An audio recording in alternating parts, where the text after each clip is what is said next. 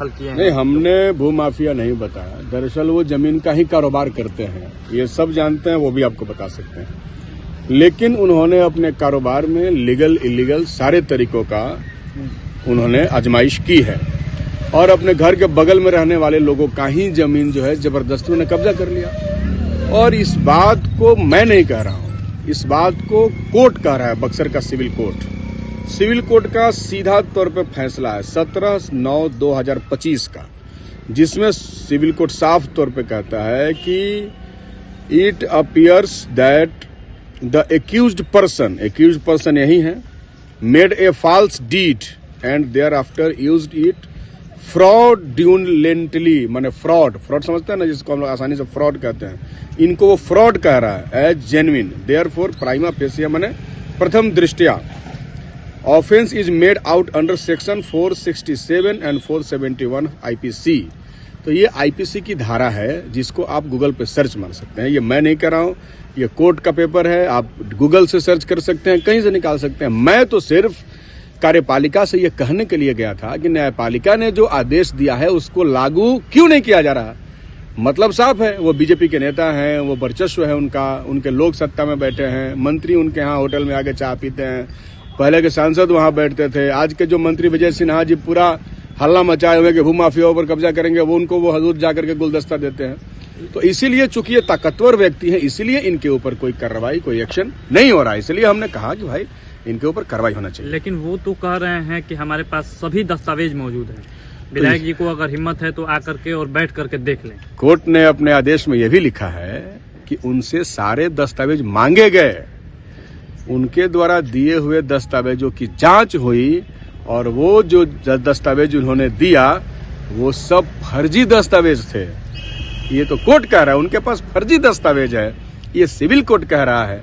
तो फर्जी दस्तावेज के आधार पर वो कैसे कह सकते हैं? और उनको अगर कोई जवाब देना है तो अजीत कुशवाहा को नहीं देना है, उनको जवाब कोर्ट को देना है और प्रशासन को कोर्ट का आदेश लागू करना है। कार्यपालिका पर भी आपने बड़ा सवाल उठाया है कि कार्यपालिका की लापरवाही के कारण ही जो ये अवैध कब्जा हुआ है उसमें एकदम कार्यपालिका पर सवाल है।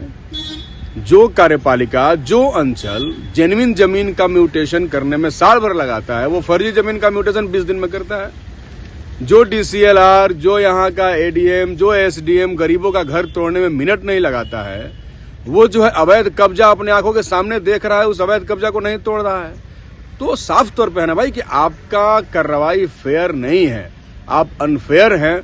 अगर आपका कार्रवाई फेयर होता तो एक ही कानून गरीब का घर तोड़ने पर भी लगता और अमीर का भी जो कब्जा है गलत तरीके से उसको तोड़ने में लगता। और इतना ही नहीं, मैं तो आपसे कह रहा हूं, आप लोग ये भी चलाइए कि कल से तो मेरे पास बहुत सारे लोगों के फोन आ रहे हैं जितने लोगों का इन्होंने जमीन कब्जा किया है। तो इसलिए इस मामले में पहले हम लोगों के पास कोई सबूत नहीं था, अब बिना सबूत के हम लोग बोलते नहीं है। अब सितंबर 2025 में कोर्ट ने जब हमें सबूत दे दिया तो अब बोलने में हमें कोई डर नहीं है। हम तो कोर्ट के ताकत के साथ खड़ा होकर बोल रहे हैं।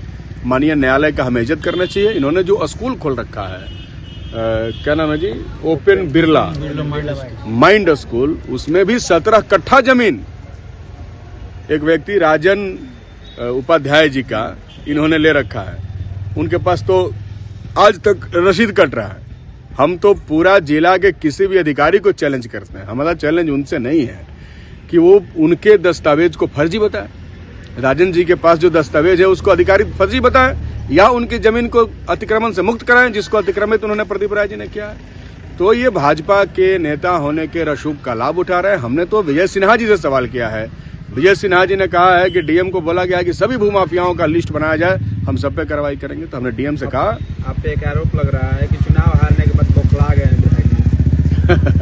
ये आरोप वो लगा सकते हैं, लेकिन आप तो समझ रहे हैं कि हम तो न्यायपालिका के फैसले को लागू करने की बात कर रहे हैं, जो इस देश के हर नागरिक का कर्तव्य है।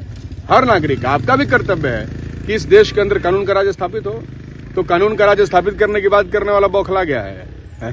सर